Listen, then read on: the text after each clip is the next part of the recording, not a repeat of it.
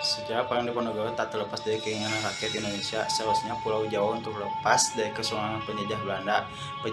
Perang Diponegoro juga menjadi salah satu pertempuran yang terbesar yang pernah dialami oleh Belanda selama masa pendudukannya di Indonesia. Perang Diponegoro yang juga dikenal dengan sebutan Perang Jawa atau dalam bahasa Inggris disebut dengan The Java War dan dalam bahasa Belanda disebut dengan The Java Oorlog, merupakan perang besar dan berlangsung selama 5 tahun dari tahun 1825 hingga tahun 1830 di Jawa. Perang ini merupakan salah satu pertempuran terbesar yang pernah dialami oleh Belanda selama masa pendudukannya di Nusantara. Perang ini melibatkan pasukan Belanda di bawah pimpinan Jenderal Hendrik Marcus de Kock yang berusaha meredam perlawanan rakyat Jawa di bawah pimpinan Pangeran Diponegoro.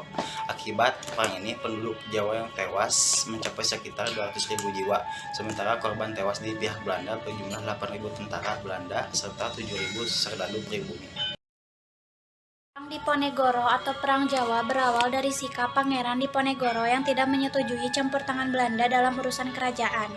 Di sisi lain, kerajaan seakan tak berdaya menghadapi campur tangan politik pemerintah kolonial Belanda. Tetapi kalangan pejabat keraton justru hidup mewah serta tidak memperdulikan penderitaan rakyat. Para petani setempat menderita akibat penyalahgunaan penyewaan tanah juga menjadi salah satu faktor yang membuat Pangeran Diponegoro geram. Kekecewaan Pangeran Diponegoro memuncak ketika Patih Danureja atas perintah kolonial Belanda untuk memasang patok-patok pembuatan rel kereta api melewati makam leluhurnya.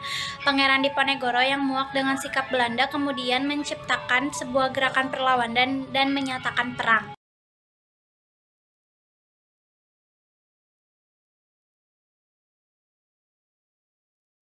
Penyebab Perang Diponegoro atau Perang Jawa adalah sikap Pangeran Diponegoro yang tidak menyetujui campur tangan Belanda dalam urusan kerajaan. Di sisi lain, kerajaan seakan tidak berdaya menghadapi campur tangan politik pemerintah kolonial. Namun, kalangan keraton justru hidup mewah dan tidak memperdulikan penderitaan rakyat.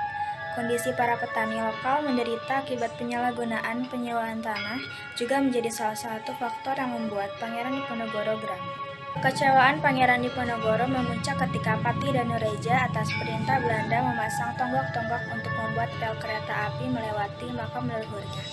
Pangeran Diponegoro yang muak dengan sikap Belanda kemudian menciptakan sebuah gerakan perlawanan dan menyatakan sikap perang.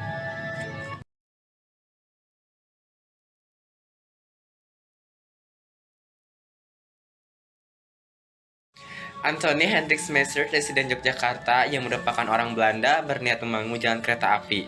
Rencana ini ditentang oleh Pangeran Diponegoro lantaran rel kereta api tersebut mengenai area kediaman neneknya di Tegarejo.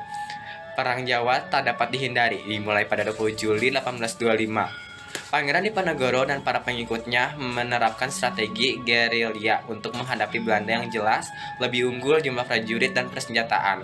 Kubu Pangeran Diponegoro bermarkas di pedalaman Goa Selarong, suatu kawasan pegunungan di wilayah Pajangan, Bantul yang terletak sekitar 26 km ke arah barat daya dari Keraton Yogyakarta. Beberapa tokoh pahlawan yang berandil besar membantu Pangeran Diponegoro antara lain Kyai Mojo dan Alibasa Sauntor Prawidodirjo. Sedangkan pasukan Belanda dipimpin oleh Jenderal Hendrik Marcus de Kock. Pasukan Diponegoro selalu bergerak, masuk keluar hutan, naik turun gunung, dan menjelajahi banyak wilayah dari Yogyakarta, Jawa Tengah, sampai Jawa Timur. Strategi ini sangat merepotkan Belanda yang terpaksa mengeluarkan banyak biaya untuk membiayai Perang Jawa dan mendatangkan pasukan Belanda. Belanda terpaksa menarik pasukan yang sedang menghadapi pertempuran di Sumatera Barat, yaitu Perang Padri, yang digalang oleh para tokoh Minangkabau termasuk Tuanku Imam Bonjol dan memberi perbantukan di Perang Jawa.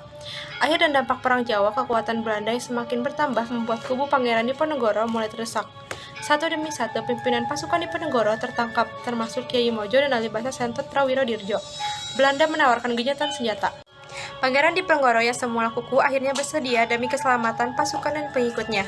Ia mau diajak berunding dengan syarat keluarga dan para pengikutnya dibebaskan.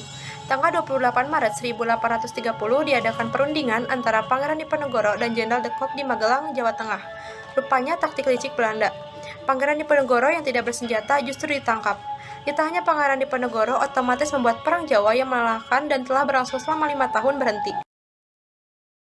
Dikutip dari Sulawesi Island Crossroad of Indonesia tahun 1990, karya Toby Ellis Volkmann, Pangeran Diponegoro kemudian diasingkan ke Manado, kemudian dipindahkan ke Makassar hingga wafatnya tanggal 8 Januari 1855.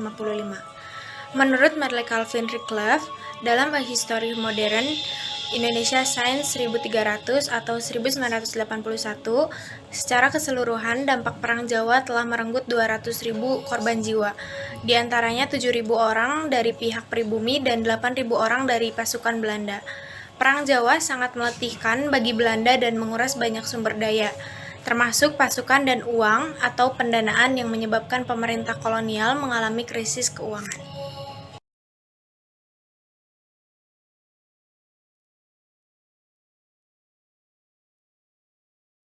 Goro yang berlangsung selama 5 tahun tersebut membawa akibat antara lain sebagai berikut. 1. Kekuasaan wilayah Yogyakarta dan Surakarta berkurang. 2. Belanda mendapatkan beberapa wilayah Yogyakarta dan Surakarta. 3. Banyak menguras kas Belanda.